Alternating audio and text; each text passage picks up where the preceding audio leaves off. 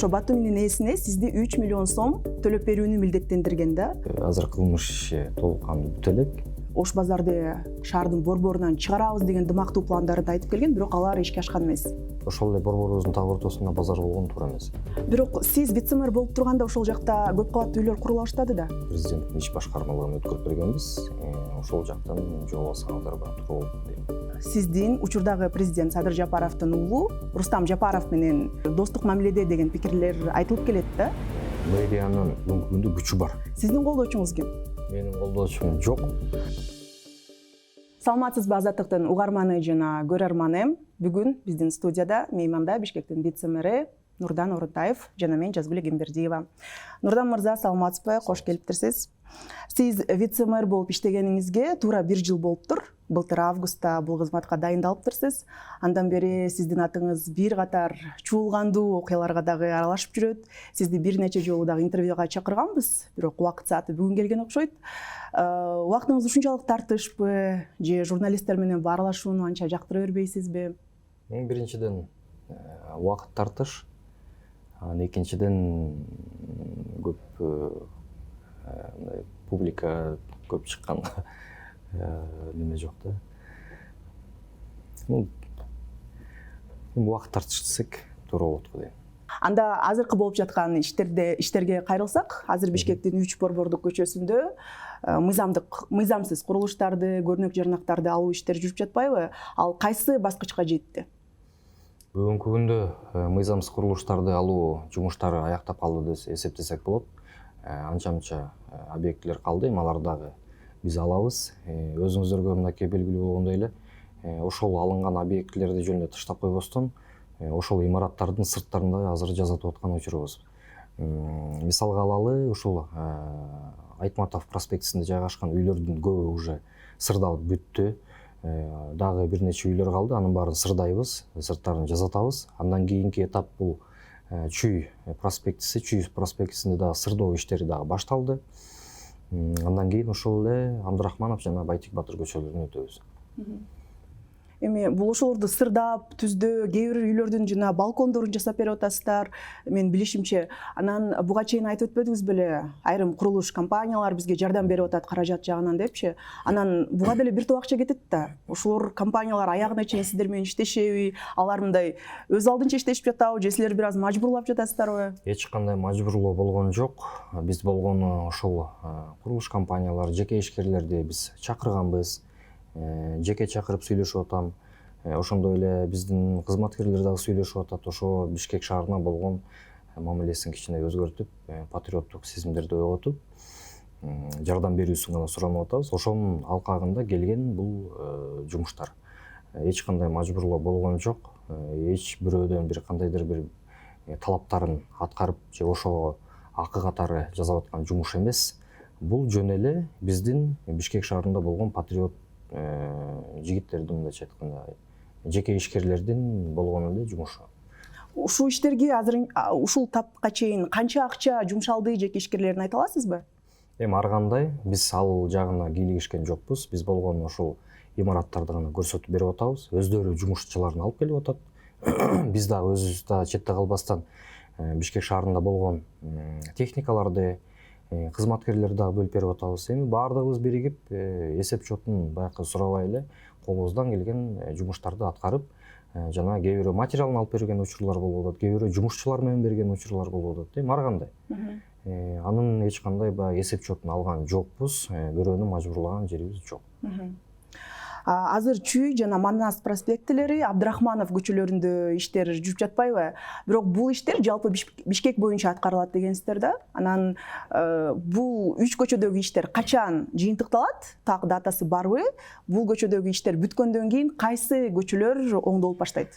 Бул көчөлөрдү биз ушул үстүбүздөгү жылдын сентябрдын аягына чейин бүтүрүүгө аракет кылабыз. Ушул 3 көчө боюнча. Бүт сырдоо иштерин дагы күн жылуу мезгилде бүтүрүшүбүз керек, ал да кургаш керек. Ал эми уже күз мезгилинде башка көчөлөргө дагы жумуштарды баштайбыз деп пландаштырып жатабыз. Бирок бул башында эч кандай план коюлган эмес.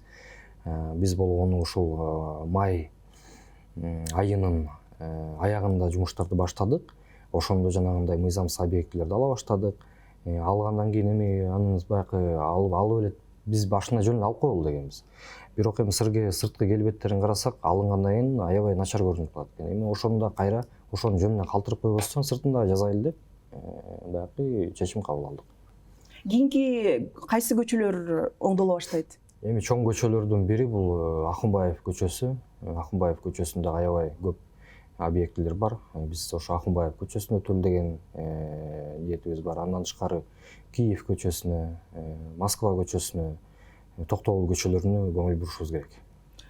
Бул себеби борбордук көчөлөрдүн бирлери жана ошолорду биз эми тиягын жазгандан кийин биягын дагы туура жасап ошонун келбетин чыгарышыбыз керек. Сиз жеке көзөмөлүңүзгө алган бул иштерди колдогон шаар тургундары менен катар эле сындагандар да бар. Бул иштер тандалма жүрүп жатат дешет алар. Мындан тышкары ошол эле айтылуу Ататүрк паркындагы улам сизге эскертип келишет да. Ушул айтылуу Сейил бактагы жанагы буга чейинки мэриянын балансынан өтүп кеткен жерлерди кайтара аласыздарбы? Бул Сейил бактагы курулуштар буга чейинки бийлик учурунда да көтөрүлүп келген. Журналисттердин иликтөөсүнө ылайык, ал жердеги жерлер, жер тилкелери жана курулуштар бир айтылуу чоң фамилияларга тиешелүү да. Мисалы ошол эле Сооронбай Жээнбеков жери бар экенин моюндаганы бар. Мына ушундай бир талаштуу жерлерге дагы көңүл бурасыздарбы? Албетте Ататүрк паркын биз ошол вице-мэр болгондон бери эле изилдедик. Ал жактагы бүт маселенин баарын билебиз. Мисалга айта кетсек, мынакей Бишкек шаарында көп өтпөй эле ушул жылдын, бул жыл эмес, мурунку 2022 жылдын аягында бир объектибиз пайда болгон, бул скейт парк деп. Ошол жер убагында жеке менчикке өтүп кеткен, 50 сотка жер. Биз аны сот органдары менен сотко кайрылып, ошол жерди кайра өзүбүзгө кайтардык. Кайтаргандан кийин эми аны жөн эле таштап койбостон, ошол эле жеке ишкерлердин, инвесторлордун күчү менен ошол жерге скейт паркын салдырдык. Ошондой эле жанагы футбольный поле деп койсок болот, жана оюн зонасын да салдырдык. Ал эми калган бош турган жерлер боюнча да азыр биз эми жол жобосун издеп атабыз. Ачык айтыш керек, бул жерде көптөгөн соттун чечимдери бар экен, анын баарын инвентаризация кылып туруп, анан бир чечимге келишибиз керекпиз. Бирок албетте айта кетчү нерсе, биз мыйзамсыз берилген жерлерди кайра кайтаруу жумушун дагы токтотпойбуз. Мисалга айта кетели, былтыр 2022 жылы ушу Бишкек шаарынын ичинде бардыгы биригип 40 гектарга жакын жерди биз кайра кайтардык муниципалитеттин балансына. Быйылкы жылда бир азыркы учурда бир 10 гектардын тегерегиндеги жерди кайтардык. Албетте бул дагы оңой турган жок. Андан тышкары дагы бул жумуштар уланууда. Эч кандай токтоп калуу же бирөөгө көз жумуу деген маселе болбойт. Азыр мындай айта аласызбы, кайсы бир таасирдүү фамилияларды атап, мына ушундан биз ушул мыйзамсыз жерди алып койгонбуз же ушул мыйзамсыз имаратты мэриянын балансына кайтарып алдык деп? Мисалга айталы, эми фамилияны айткан туура эмес болуп калат го дейм. Мунун өзүнүн жол жобосу бар, өзүнүн. Себеби соттук процесс болуш керек, андан тышкары кылмыш иштерин козгош керек анча мынча жерден. Биз алар боюнча да кайрылып атабыз, бирок мисалга айталы, мынакей убагында калп айтпасам 2008 жылдары Масалиев фондуна деп ошол эле биздин эң кымбат баалуу жерлерден 1 гектар жер бөлүнүп берилген экен. Кайсы тараптагы жерлер? Ошол эле жана парктын жанында 1 гектар жер бөлүнүп берилген. Бирок ал жерди токтомдун негизинде функционалдык багыттамасы бул ошол Масалиев атындагы музей курулмак экен. Бирок канча жылдан бери курулбай келген, жана ушул эле былтыр 2022 жылы ошол жердин функционалдык багытын көп кабаттуу үйгө которууга аракет болгон. Биз анын баарын четке кактык. Азыркы учурда мынакей Бишкек шаардык сотунун чечими чыкты, Кудай буйрса. Ошонун негизинде азыр жерди биз кайтарып аткан учурубуз. Түшүнүктүү. Ала Тоо аянтындагы мурдагы башкы прокуратуранын кеңсеси 2010 жылы жарым-жартылай күйүп кеткен бойдон андан бери канча жыл өтсө дагы ошол абалда эле турат. Буга чейинки шаар бийлиги Ал жакта сейил бак болот деп убадалаганда, бирок андан кийин пландар өзгөрүлүп кетти деген маалымат тараган. Азыр сиздердин администрация ошол жерге эмне кылабыз деп пландап жатат? Бул жерди биз аукционго чыгарганбыз, бирок ошол аукцион болбой калгандыгына байланыштуу кайра жерди биз азыр муниципалитеттин балансына кайтардык. Көп өткөн жок бул убакыт, где-то 1 айдын тегереги болуп калды. Жана ошондой эле эми азыр ал жердин тагдырын эми дальше карашыбыз керекпиз. Бирок негизинен алып келгенде бул борбордук жер болуп аткандан кийин ал жерде 40 соткага жакын жер. Ал жерге негизинен эми бизнес центр болобу же кандайдыр бир жакшы бир объект турса деген биздин планыбыз бар. Жакшы объект деген эмне бул бизнес центрден тышкары? Бизнес центр болобу же кандайдыр бир инфра түзүмдүк объект. Бул эми көп кабаттуу отель болобу же көп кабаттуу бизнес центр болобу, торговый центр болобу, эми аны караш керек. Ошондо бул жер жеке менчикке берилеби же кандай? Жеке менчикке берилбейт, бул только ижарага гана берилсе, ижара менен ошонун акысы да төлөнүш керек. Албетте биз бүгүнкү күндө дагы бир нерсени киргизип атканыбыз бул жерди бергенде муниципалитеттин балансына ошол жерге эмне курулса ошонун 10%-ын мамлекетке өткөрүп берүү маселеси да каралып атат. Эгер ошол жерге мисалга айталы 20 этаж жакшы бир объект турса, ошонун 10%-ы бул 2 этажы автоматически баягы автоматтык түрдө мамлекеттин балансына өтүш керек. Ошондой баягы принциптерден азыр жаңы принциптерди киргизип, ошону менен азыр иштегенге аракет кылып атабыз. Бишкектин дагы бир көйгөйлүү көп жылдан бери чечилбей келген маселелери бул базардагы башаламандыктар да. Мисалы ошол эле Ош базары. Буга чейинки шаар бийликтери дагы ал жердеги башаламандыкты иретке келтирүү маселесин көтөрүп, кээ бири Ош базарды шаардын борборунан чыгарабыз деген дымактуу пландарын айтып келген, бирок алар ишке ашкан эмес. Сиздердин администрация ушул Ош базары боюнча кандай ойдо, кандай пландар бар? Эми пока азыр Ош базар боюнча биздин өзүбүздүн пландарыбыз бар, бирок эми аны азыр айтууга туура эмес болуп калат. Себеби аны биз биринчи ишке ашырышыбыз керекпиз, андан кийин уже айтып түшүндүрүү иштерин жүргүзөбүз. Бирок пландарыбыз бар. Эми план дегенде кандай? Эми Бишкек шаары чоң шаар. Бул билинбеген менен 1 миллион 800 миң кишини камтыган шаар. Анан ошол эле борборубуздун так ортосунда базар болгон туура эмес. Бирок базар болсо дагы бул жаңы типтеги базар болобу же кандайдыр бир торговый центр типтеги базар болобу, ошондойго өтүшүбүз керекпиз. Бирок ал жерге негизи пландарыбыз бар. Андан тышкары дагы айта кетчү нерсе, ал базардын ичинде дагы көптөгөн мыйзамсыз иштер болгон убагында. Мисалга айта кетсек, жана Кыял базары убагында унаа токтотуучу жай деп берилген. Бирок кийин ал жерди кадимкидей эле базарга айлантып ишкен. Эми аны дагы биз азыр соттор менен сот иштери да жүрүп атат, бирок ошого карабастан биз азыркы учурда администрирование киргизип, мамлекет тарабынан ошол базардагы ишкерлерден түшкөн акчаны биз азыр бюджетке түздөн-түз бурдук.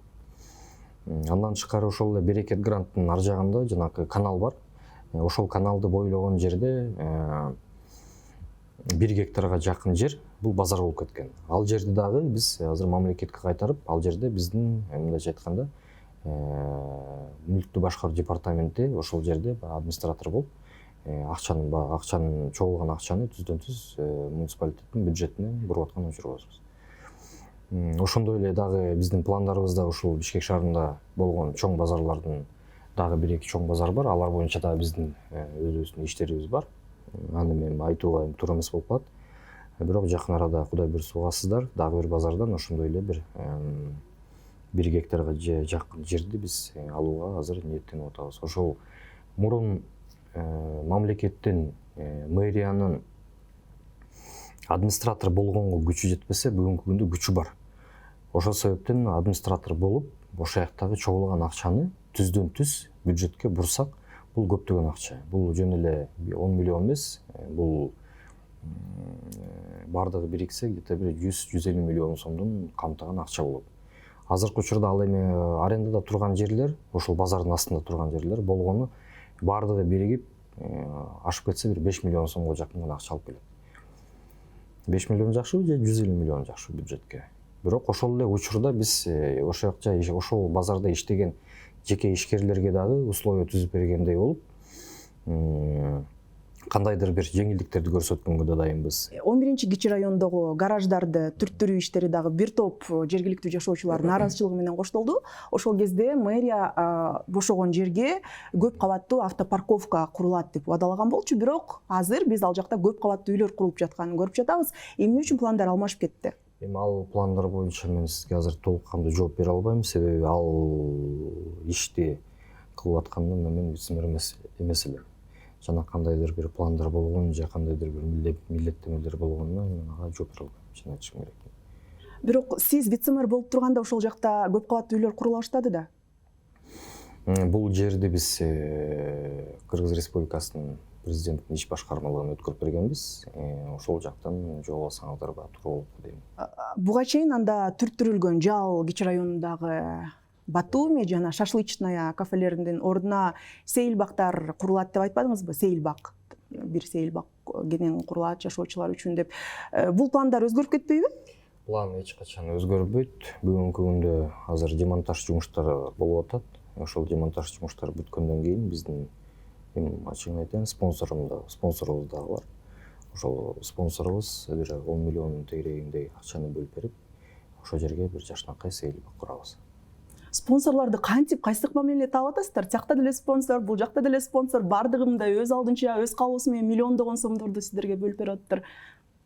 Эми спонсор деген бул кандай десем, спонсор деген бул биздин коомдо болгон ушул шаардын өнүгүүсүнө, мамлекеттин өнүгүүсүнө салымымды кошом деген биздин жарандар. Ар бирөөнүн өзүнүн себептери бар. Спонсорлор жеке ишкерлер болуп аткандан кийин көбү баягы башка мамлекеттерге барып келген, башка шаарларды көрүп келген жарандар. Жана ошолордун мындайча айтканда ичи күйгөн эле нерсе. Жана ошолор менен мен азыр баягы орусча айтканда мы связи нашли, да, как бы. И ошонун негизинде алып барып аткан жумуш. Ушу Батуми кафесин биротоло жаап коелу. Бул аябай чуулгандуу тема болбоду беле?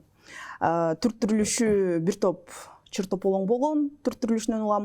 Соңунда УКМК сизге карата бир нече кылмыш ишин козгогон. Эгер жаңылбасам, кызматынан кыянаттык менен пайдалануу жана башка бирөөнүн мүлкүн мыйзамсыз жок кылуу деген тариздечи.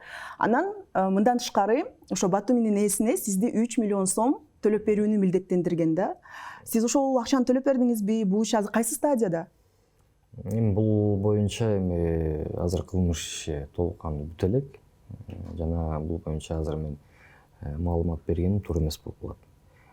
Төлөгөнү боюнча, төлөбөгөнү дагы боюнча ошол кылмыш иш бүткөндөн кийин анан биз толук кандуу маалымат беребиз. Бирок эми айта кетчү нерсе, биз Батуми ресторанынын ээлери менен дагы сүйлөшүп, ушул Бишкек шаардын башка жеринен, то есть передислокация деп койсок болот, башка жерге көчүрдүк. Ошондой эле шашлычныйды дагы башка жерге көчүрдүк. Ошол себептен жанагы зеленый зона деген сквер боло турган жерди биз бошоттук. Эми анын жерди бошотуу боюнча бир нече себептер бар. Биринчиден, ошол эки ресторандын аркасында турган больница. Бул балдар онкологиясы. Мен ал жака өзүм да бир жолу кирип көргөм. Жана ошол жерде чын айтканда действительно жанакы шашлыктын жети болобу, түтүндүн жети болобу ошонун баары келет экен. Эми аны өзүмдүн көзүм менен көрүп, өзүмдүн мурдум менен сезген нерсе. Жана ошондой эле бет маңдайында турган көп кабаттуу жал кичи районунун жашоочулары. Эми алардан дагы ар дайым баягы жалаптар болуп атты, арыздуу мааттар болуп атты. Тынчтык жок, түтүн келет. Тактап коючу маселе, Батуми менен шашлычная кайсы шаардын кайсы тарабына көчүрүлөт? Эми азыр бул муну информацияны айтканга туура эмес болуп калат, бирок башка жерине кетти. Муну өзлөрүнүн ээлери кааласа өздөрү айтыш керек.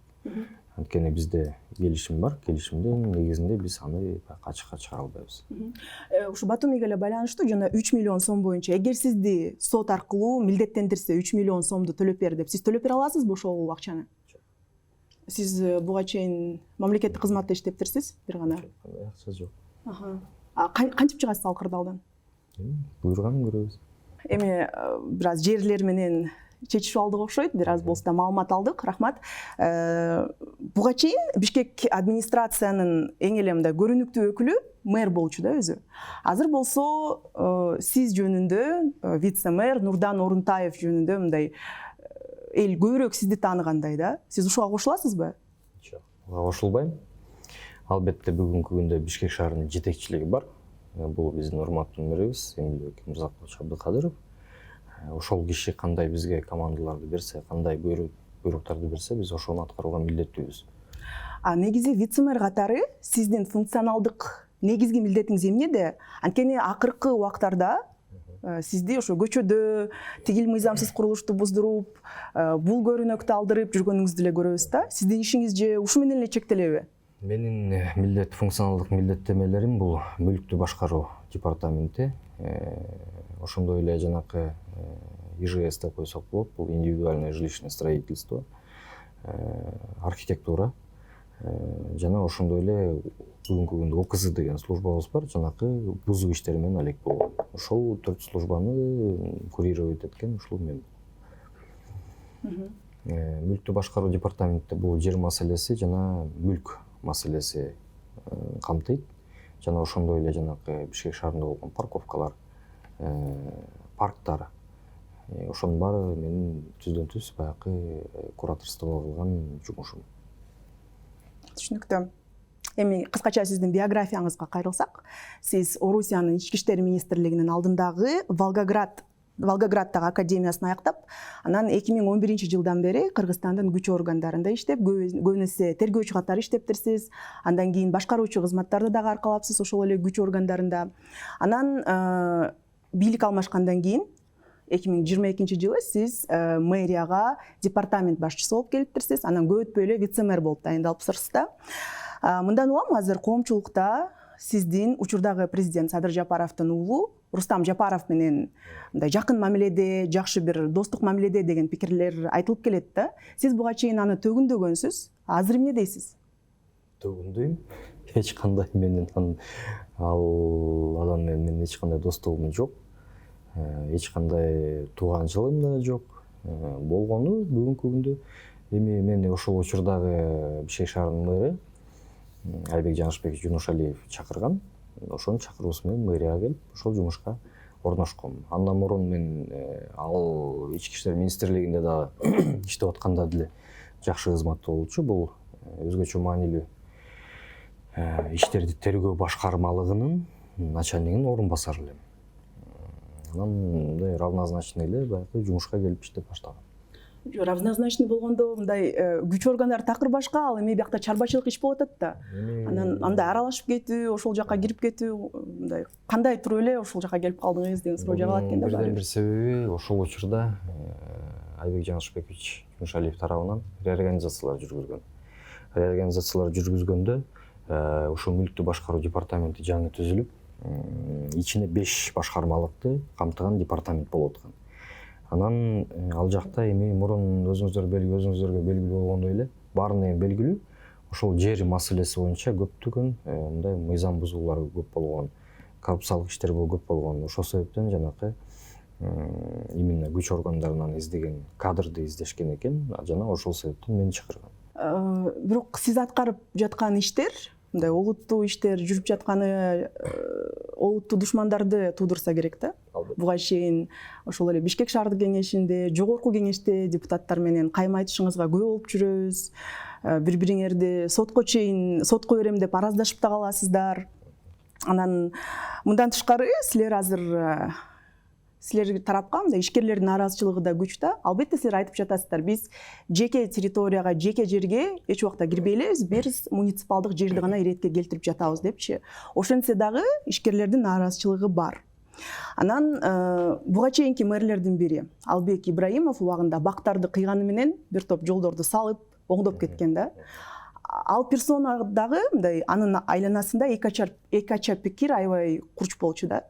Бирок ошентсе дагы ал мындай ошол кездеги президент Алмазбек Атамбаев менен абдан жакын мамиледе болчу, түзмө-түз кирип, керектүү маселелерди ыкчам чечип, мындай тоскоолдуктардан коркчу эмес дейт да. Мындайча айтканда колдоочусу бар болчу деп. Сиздин колдоочуңуз ким? Менин колдоочум жок. болгону менин колдоочум бул мыйзам. Себеби мен тергөөчү катары көп жыл иштегенден кийин ар бир мыйзамдын баягы өзүнүн аналитикасы болот. Ошол аналитикасын өзүн жакшы билем.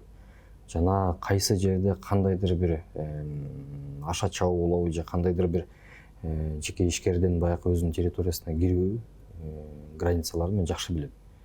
Ошол себептен мындайча айтканда мага эч кандай тоскоолдук болбойт. Нурдан мырза, сизге чоң рахмат Азаттыкка келип биздин суроолорубузга жооп берүүгө убакыт тапканыңыз үчүн. Урматтуу Азаттыктын угарманы жана көрөрманы, бүгүн биздин студияда Бишкек шаарынын вице-мэри Нурдан Орунтаев болду. Маекти мен Жазгүл Эгембердиева алып бардым. Кайрадан көрүшкөнчө.